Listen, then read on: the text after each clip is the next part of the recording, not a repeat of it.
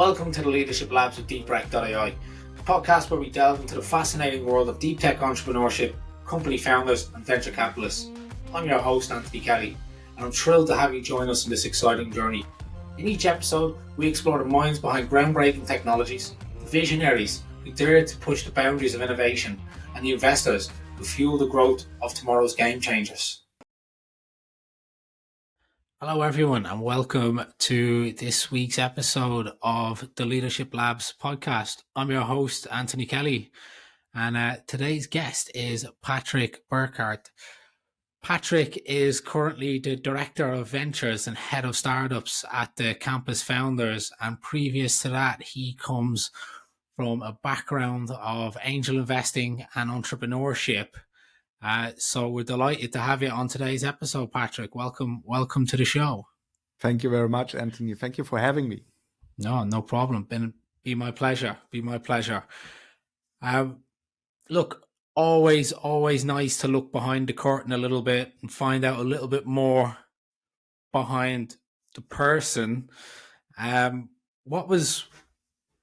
What has your life been like to lead you on such an entrepreneurial journey,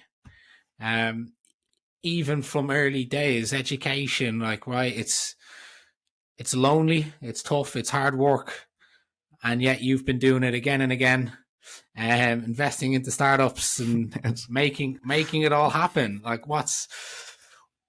Where does it come from? That's a very good question that sometimes I don't even have the answer for. Maybe, if you ask me something like that, I would probably start with another topic, which is I think I'm a big fan of serendipity, and this probably defines every journey. You don't know what's happening tomorrow. If I can predict the future, then probably I would be the number one or building the number one startup in the world doing this. But I cannot. So it's a lot of sideways, a lot of different things that bring you where you are at the moment. And at the moment, I'm here in Heilbronn. As you introduced me as the head of startups, director ventures at Campus Founders. I'm originally from this area here. So we are in Heilbronn, which is between Stuttgart and Heidelberg. Maybe some of you guys know, some don't, but it's getting more important in the startup landscape here in Germany. And I'm originally from Neckarsulm, which is an even smaller city next to Heilbronn. It's kind of connected. And I left Neckarsulm and Heilbronn 20 years ago to start my own journey by actually doing an apprenticeship here after finishing school in one of the companies that you had here in Heilbronn. And I quickly realized that that's not my end journey here, so I needed to go somewhere. And I was always entrepreneurial. I think I always had a lot of ideas. I always had a lot of, let's say, a different view on the world that I couldn't find being accompanied in the end here in Heilbronn. So I left.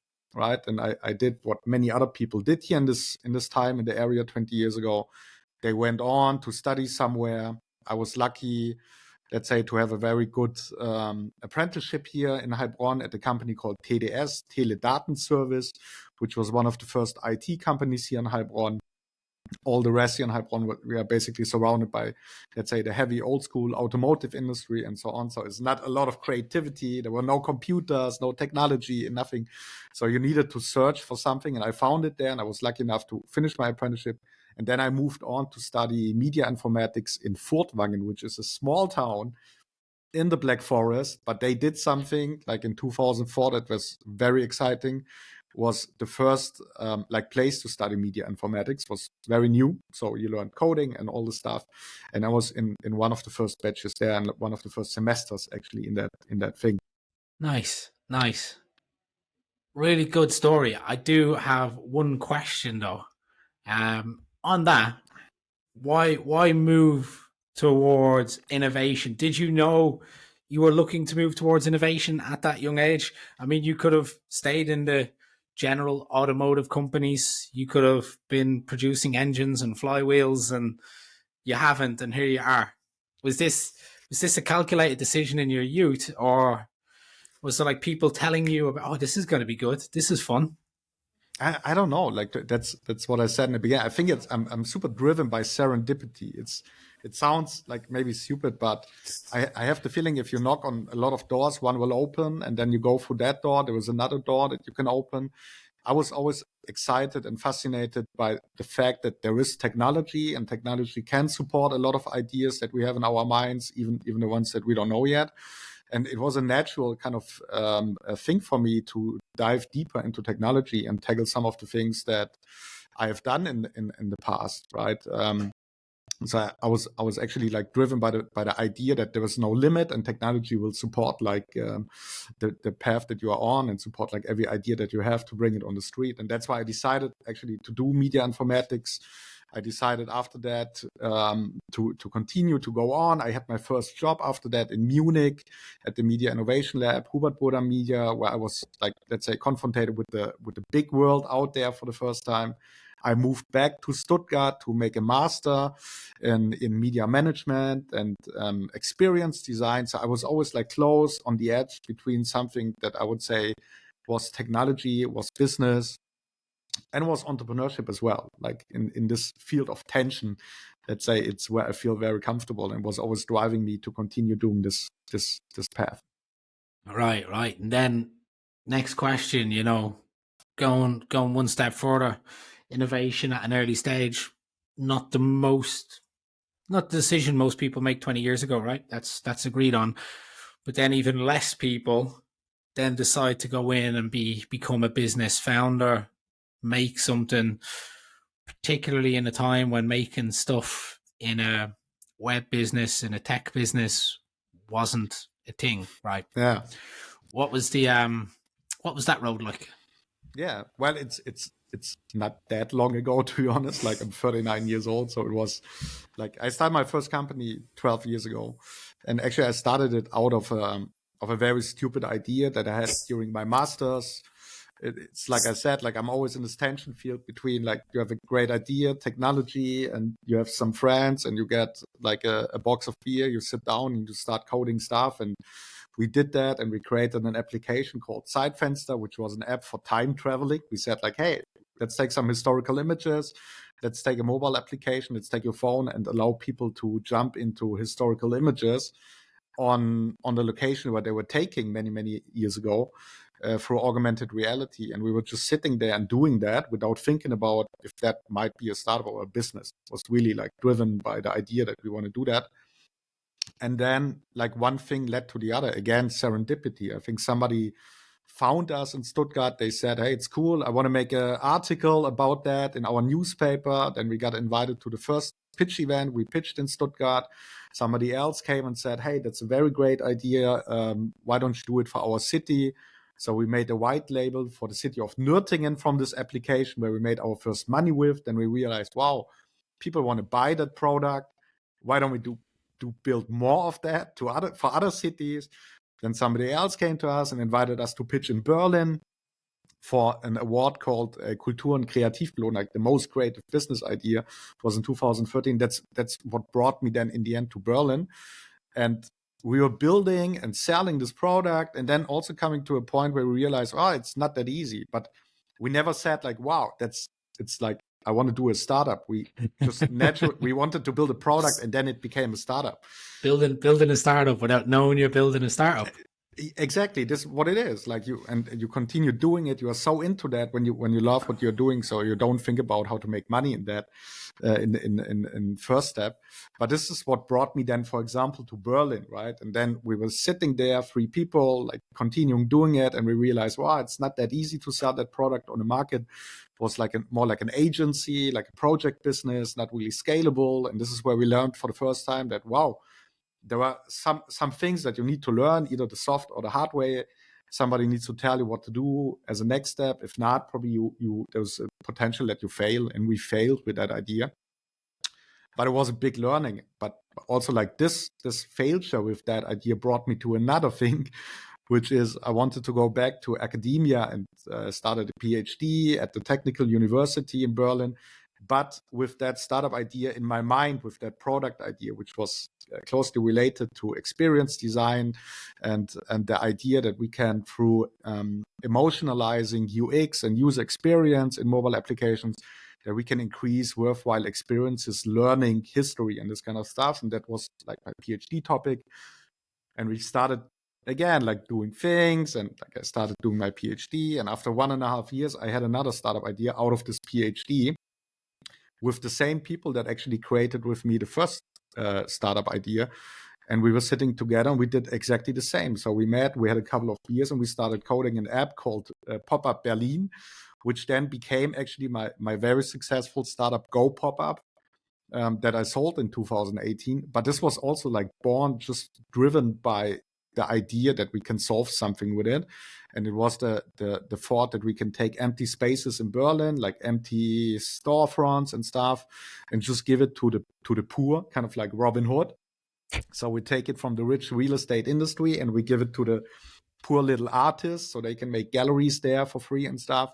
And it ended up to be a very successful commercial concept for real estate. So we were working with, I don't know, like 35,000 brands in the end until 2018 when I sold the companies. We had like 9,500 spaces in 9 countries. And it all started with this one stupid idea in the end. But here's like, there was one thing differently. Probably again, coming back, serendipity. You need to look around. When there was a door, you should knock and maybe the door opens. And in that case, I was still doing my PhD. We had this idea. We started working on it as a side project, exactly with the same team that we failed 2 years ago, starting a business or making a business out of Zeitfenster.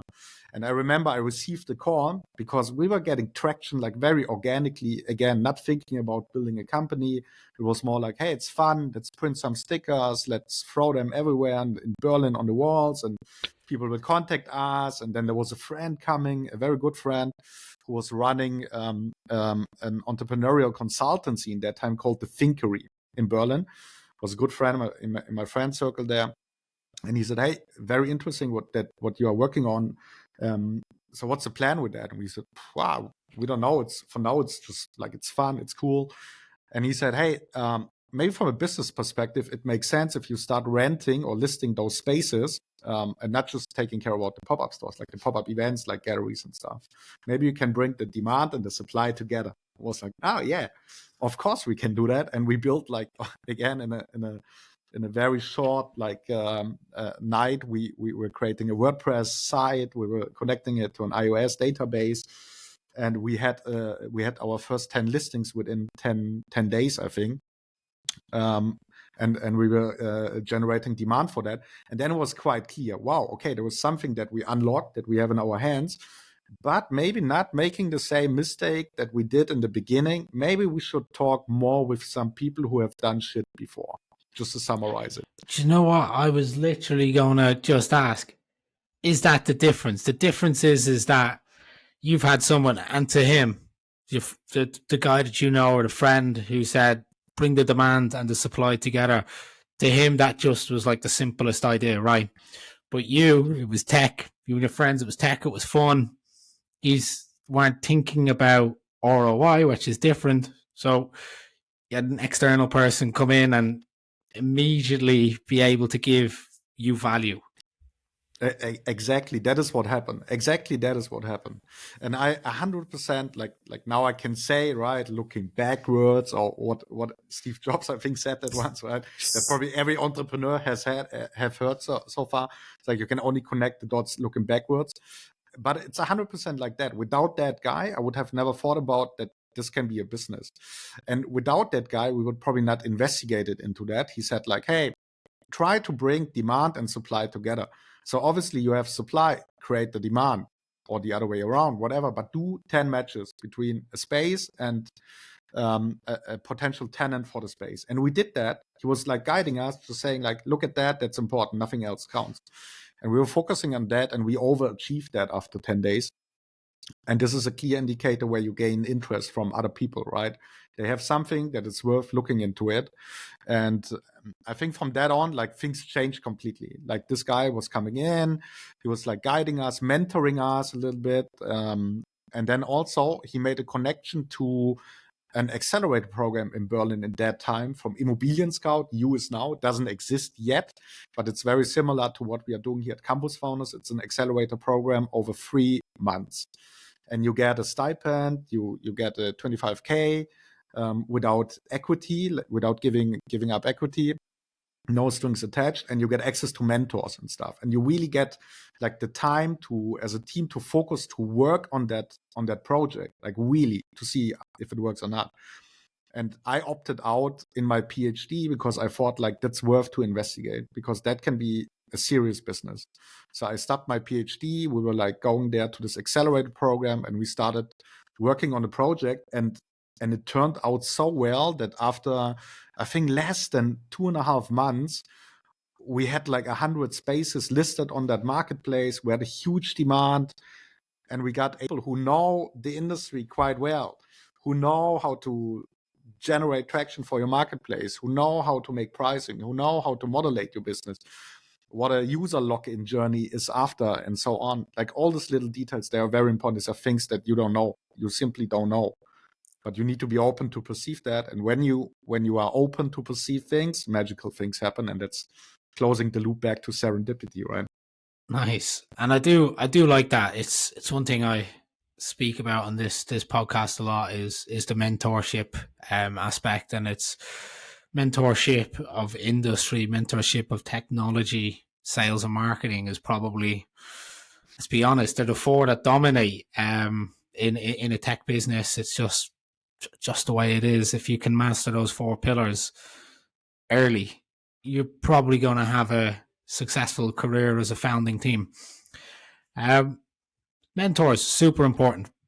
What actually just went well without planning? Like, did that happen? Accidental success, besides just getting, two friends and beers and, yeah, this is a problem, let's fix this.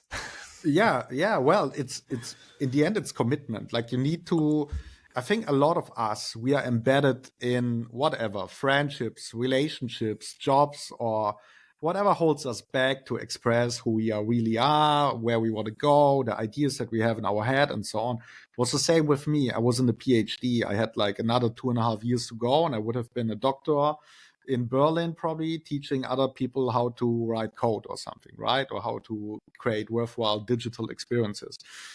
But I committed to get out of that, to investigate if there was another path for me or not. And I think this commitment is very important. And of course, there is guidance that you need along the way, but you need to be committed to that idea that you are somewhere in. Like it's the same here with campus founders. It's a very good example. AI founders, that's our accelerator here. It's the same thing. Like we receive applications from all over the world. It's a big commitment. We do something very special here, which is also we give the people a co-living, right? I didn't have that. I was in Berlin. Probably in Berlin, it's like you sleep in front of your office anyways. Nobody cares. But here, probably it's a little bit different. Heilbronn is not that well known, but we give them the opportunity to move in together, to work together in a very close, let's say, like limited, time-limited, like spectrum where they can do things. And this is, they need to make a commitment. You need to make a commitment and say, like, I really want to go the path here on the journey. Like, I really want to take this journey. And that's very important, because once you committed to your idea that you are on this path, you are walking.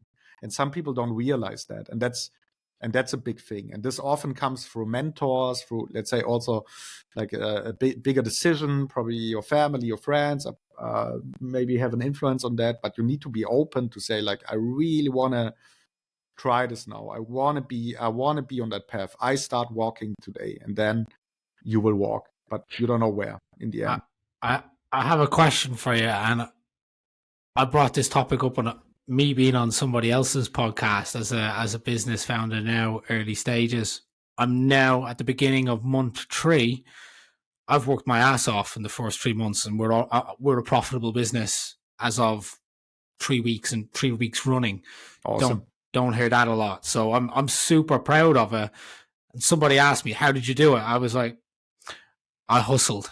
Sounds super simple, right? But there's a current conception now in the world that if you have these AI skills, you build an AI product, you don't have to work hard to make it a success. And I believe that's been diluting now. And there's a reason why USA and China can win, right? And it's because they work hard. I'm not saying that they don't overwork themselves. I know there's a balance, but if it's something that you're super passionate about, like for me, I don't care if I work 14 hours a day, 16 hours a day, because I know what my goal is on my, of course I don't do it every day, but hustle culture gets a bad rep modern day, and it shouldn't. Yeah.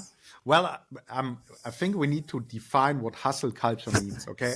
Bad work-life balance, let's say. Work-life balance. Well, I have a 5-year-old daughter. I'm married, and I still get my things done, kind of. I think it's a mindset, right? But there was one thing that I agree on, another thing that I don't. So there is a hustle culture. It's per definition something that I know from like the old school days of entrepreneurship. Work hard, play hard, right? That's bullshit. I'm very sorry. There's no play hard. It doesn't exactly. work. You don't show hard. up. Exactly. Nothing is changing on the fact that you have to work hard. It's very easy. Like, you can work smart, of course, but working smart doesn't mean that you have less hours that you work on your startup or something. You have to do the work. Somebody has to do the work. And as you are, as a founder, the vision carrier, I always call them the vision carriers, right? You have to align your team. You have to bring the right people together. So many things you have to do, but you also should do this in a conscious way. Like, you should be aware of yourself, what are your needs and stuff, and just like pull the trigger if it's too much, right? And if you're running against a burnout, because then that's kind of like happening fast, right? And nowadays anyways. So work smart is the thing, but I'm 100% convinced, like, not just based on my history, and like I've worked with many founders in the last years. What I see is that you need to be committed. Means if you put 100% of your time into it, you get 100% out of it. If you put 50% of time into something, you get 50% time, 50% out of it. And this will never change. And of course, there is, let's say, if you have family and stuff, you will find a way how to do that. But the work needs to be done. And the smarter it's being done, the better. And of course, there are tons of tools who can support that. But also sometimes teams and startups in early stages, pre-revenue, pre-seed, what we are dealing here with, they come already with over-engineered processes and stuff, right? And sometimes it's not needed. It's very important in entrepreneurship to understand that there's a lot of examples out there, a lot of benchmarks. People look at each other and say like, hey, this is the way how a pitch deck has to look like. This is the way our process has to look like. This is the way how a B2B sales funnel has to look like.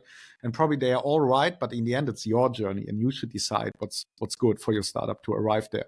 And you need to be open to perceive, let's say, advice from others, or not advice, or let's say guidance. That's what a good mentor does. He's guiding you. He's opening doors to ideas, to resources and stuff, but he's not telling you what you have to do. And as long as you are on your path and you know what you're doing and you're confident with that, you are not in the danger zone, I would say here.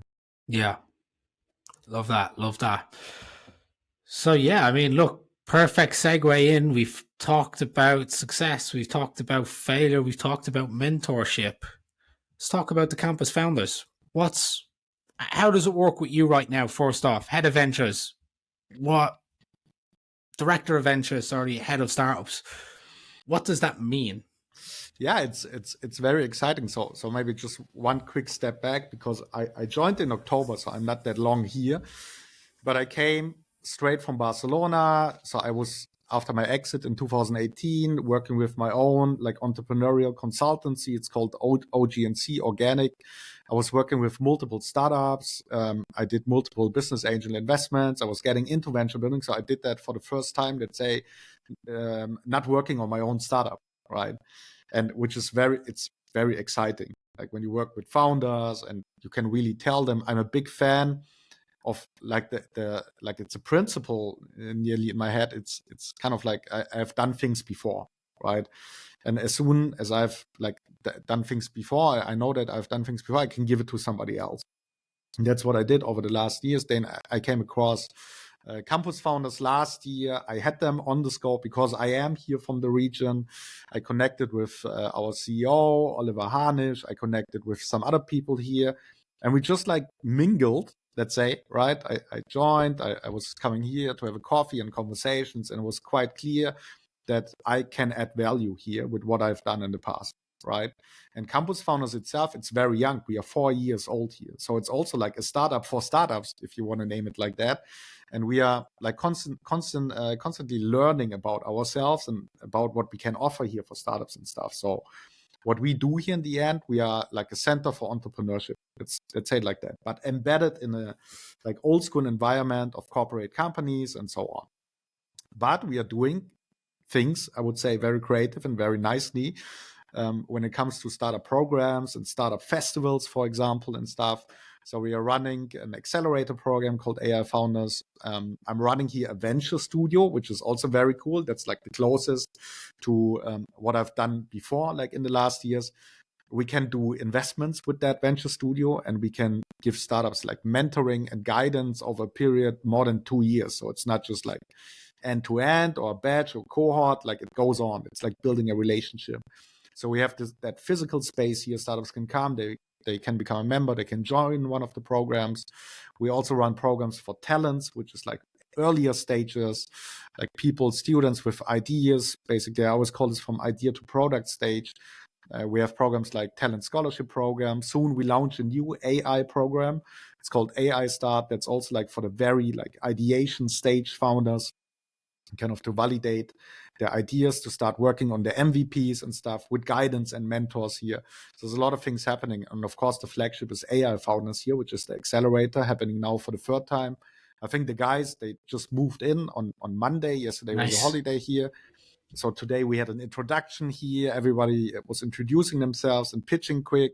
It's exciting to see all this like great, awesome companies now here. And that's what we are doing here. We want to create the value. We want to like help them on their journey, like accelerate their journey in the end. That's what an accelerator is there for. And connect them with investment possibilities, make them investor ready at the end of the program. We want to connect them with the corporate partner network that we have here in order to help them getting POCs and so on. So it's a family here in the end, right? And they all live together, which is quite nice. And yeah, it's cool. Yeah, no, I've been there. Very impressive, met the guys, met Tristan. Fun, really cool place. Love the idea of co-living, right? I guess just building a startup is lonely. Why not do it with 9 other companies that are as lonely as you, maybe even struggling for a little bit of inspiration, a little bit of coffee talk, that water cooler chat, someone who has a different set of eyes. But again, you also have the mentors for that then as well, right? Which is great. Yous have been doing a great job in attracting people from all over the world, companies, the programs. But you talked about a couple of the different programs that you offer. And even when I'm in Berlin, I talk to founders who might be quite early stage, and I'm telling them, have you heard of the campus founders in Heilbronn? You should check them out. And then when I say, oh, it's co-living, so people that are really passionate about building a company but might rent an apartment long-term in Berlin are like, do you know what? We could still do that. I could maybe, sublet my apartment and still go and focus on my business, which definitely helps. That's an important thing. Like you always have to look at the context where you are embedded, right? If you run a program, you're probably in Berlin. When you run a program, you're one of many. Here in this area, there are not that many, right? First of all, and I think that still you can shape everything here. Even as a startup coming here to the city of Heilbronn, you can start or like help us shaping the whole ecosystem here, because what we are building here is an ecosystem. So we are not alone here in this ecosystem. There are other players as well, like EPI Innovation Park, Artificial Intelligence, which is one of the biggest clusters, I think, in Europe, or will be one of them. It's like step by step building this up here. And there are many, many other things that we call ecosystem here in Heilbronn. And we are taking care about the startups as simple as it is, right? But everything is very, let's say, community-led or like founders-led. So when you come here to Heilbronn, you will see it's small, but it's growing. It's vibrant. It's like something that you probably don't find in other communities yet because they are too big or too, let's say, too complex already to understand where you have to go. The ways here are short, and that's like a really, really big benefit for the startups, but everyone in this ecosystem here.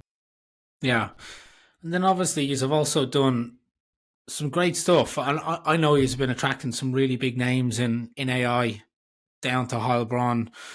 You've also now gone and attracted some great events. Second year having Slush D in Heilbronn. I'm excited to go. I'll get to meet you there in person. Back to Heilbronn. How important has that been? Do you think for, let's say, getting Heilbronn on the map, right? Because a lot of people say Berlin is where innovation happens, and Berlin is the startup scene. Which, look, it might well be, but Yeah. if we talk about AI innovation and what else is going on, I see you guys in the headlines and in the press just as much. Yeah. We are also surprised sometimes, right? How far like we have come in the last years with building this ecosystem here. But I think it's quite simple, right? In the end, like there was a value that we can create, that we can communicate. I think the relevance of AI, there was no doubt. Like there was a lot of things going on in every city, in every country. It's all about building those communities, bringing the right people together. And as soon as the people see the value behind what we are doing here, then we come also, let's assume that we are that startup, right? That I was talking about. Then we are getting over into a product-led mode here, which like the value that we can create through the programs and everything that we can offer here speaks for itself. And I think that this is what's happening. The guys did an amazing job for AI founders, for the first batch, for the second batch. I think it's a huge recognition for us to be perceived outside even the German ecosystem for what we are doing here. We also, I think it was 3 months ago, we are now part of Startup BW here in the state of Baden-Württemberg, which is a great recognition, which means that we can offer like access to public funds as well here for us in the future. Being part of that community, I think there are more and more things happening that are based on the fact that we are doing a very good job here. So again, like thanks to my team. Without them, nothing would be possible here. It's crazy, but they are really working their asses off, but in a smart way, right? To make a great place for founders here in Heilbronn. And we are all on that journey. We are all aligned of the journey that the feedback that we get from others is confirming what we have in our minds here. Nice. Of course, everyone who's part of the Campus Founders ecosystem has the access to events like Slush D. My first time going, what do I expect? Very cool things. No, I'm just like before, like recording or now with you here being in that podcast is actually funny because we hit our target of having more than 100 applicants for the pitches, like high quality pitches. There will be 50 pitches in 5 different categories from startups. One is called Rise Europe, which is embedded in a like we are one of the founding members of Rise Europe. It's an ecosystem network that was started in Munich through Unternehmertum. We are part of that. It goes in 14 different countries. So we have a category just for those startups in a European context that are a little bit later stage. We have a community award, which is a public award. We have nearly 2,000 members here in the community already. So startups will pitch in that category. Doesn't matter in what stage they are. Like we really want to give those people stage time because they really deserve it. And it's a public vote. We have one specialized just for AI startups, which is called One Step Ahead. It's a cash prize, 10,000 euros that you can get there. That's for every AI startup that is a little bit later in the journey, like not in the super ideation or go-to-market stage. Maybe they have a little bit of traction already and they are raising money already, probably even bigger rounds towards seed and stuff. So we have that category filled with very amazing startups pitching there. Then we have another one for the venture studio that I mentioned, which is a 100,000 euro convertible note that we can give out for startups that are looking for pre-seed or that are in the pre-revenue stage. Let's say it like that. And there was another one because there was another topic that is very important here in the region. It's called LearnTech. There was a LearnTech Champion Award, which is also very nice for startups that are in the later stage of like new work and new education in that field. And these are just the startup pitches. So 50 startups will pitch. We have like hundreds of startups attending. We have startup booths and tables. We have a lot of investors coming in. We have a lot of corporate partners coming in, also exhibiting here. And we have an amazing, like kudos to the team who is organizing the program, an amazing lineup of people. Jack. Yeah, I'm pretty stoked that I've managed to blag a ticket. No. It's crazy. I think last year was already nice, but we made it happen to have Scott Jakin, co-founder of GitHub, coming here giving a keynote. Right, we have people like Carsten Maschmeyer, who's probably one of the most famous, let's say, tycoons, investors in Germany, part of Höhle der Löwen, coming. We have Miriam Wohlfahrt, very big names here from Nvidia too, and so on. Like, you have to check it out on the website. But I think that we are also like very surprised how amazing we set up this program and how many people actually commit to come here and give a keynote and take a panel. It's crazy. Well, look, that's it. You guys are building out this incredible ecosystem, as you've mentioned. 2,000 people in the community, but you also have some corporates in there you've mentioned. But you've mentioned IPI, so the Innovation Park of Artificial Intelligence. Am I right in saying that is like the biggest AI campus? Is it in the world or in Europe? Or it's going to be, sorry. Well, it's going to be, of course, the biggest in the world. No. I think that it's part of something, and it's meant to be big, but it will also live from the partners and institutions and companies that will be part of it. But it's meant to be big. Like, it's a lot of things happening. There will be like different levels on how this thing will be launched, right? It's a physical open reality lab, we call this, or like they call themselves.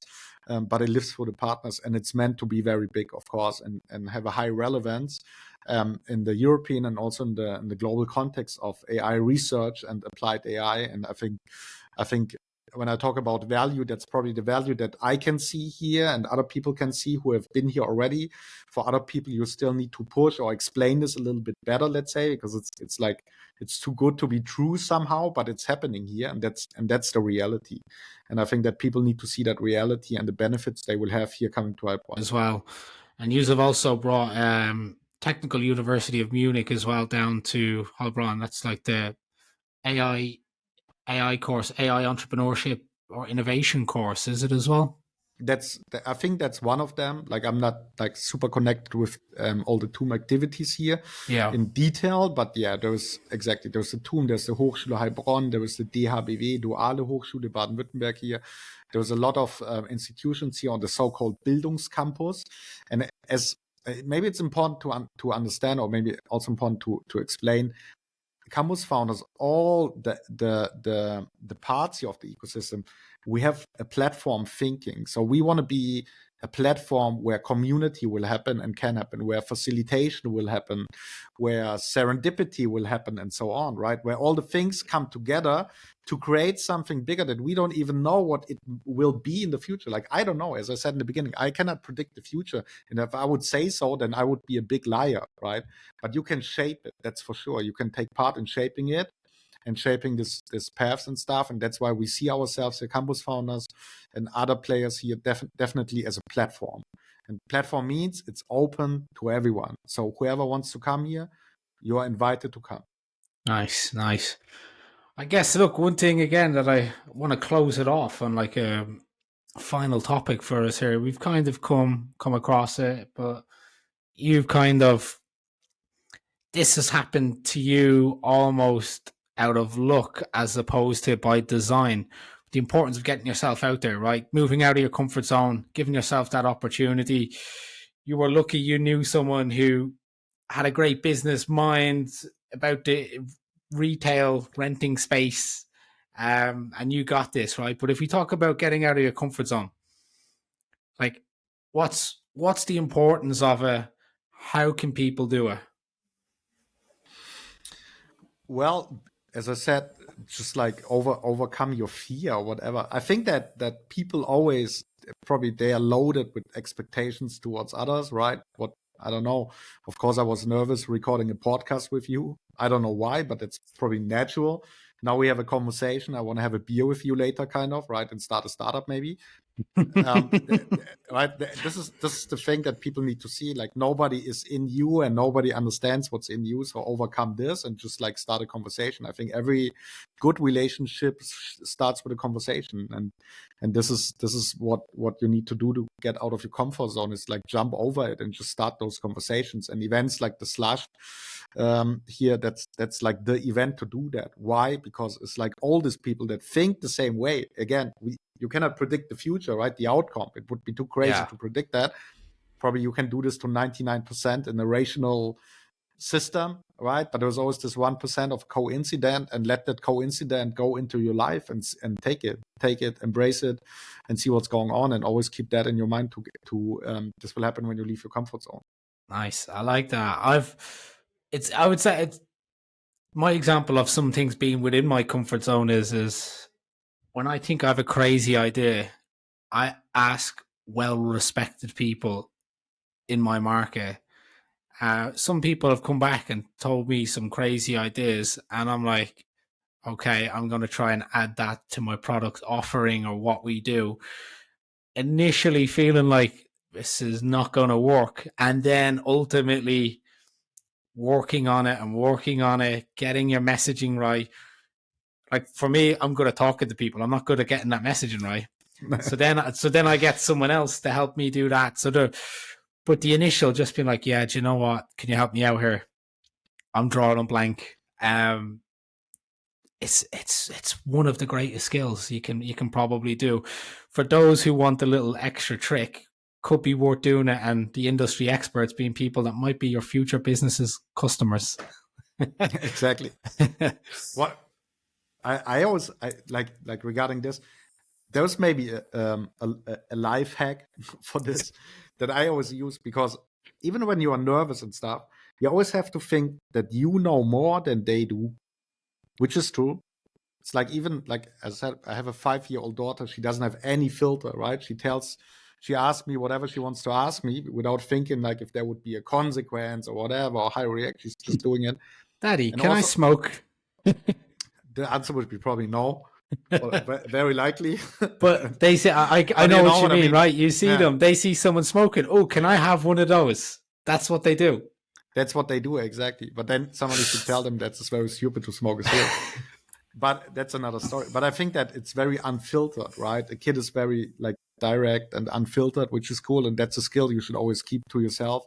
Don't be afraid. Like, there's nothing to lose. And you normally, especially as a founder, especially in a startup, you are building something. That's your thing here. Nobody knows what you are building, kind of, as long as you don't tell them, right?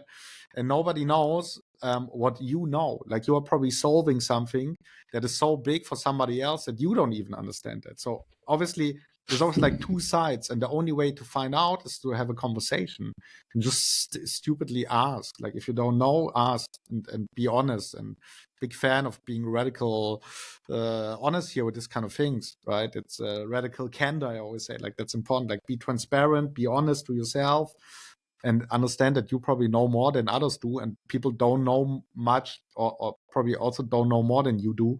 So be kind and just connect and ask and have a conversation. And out of this conversation, you take it. Yeah.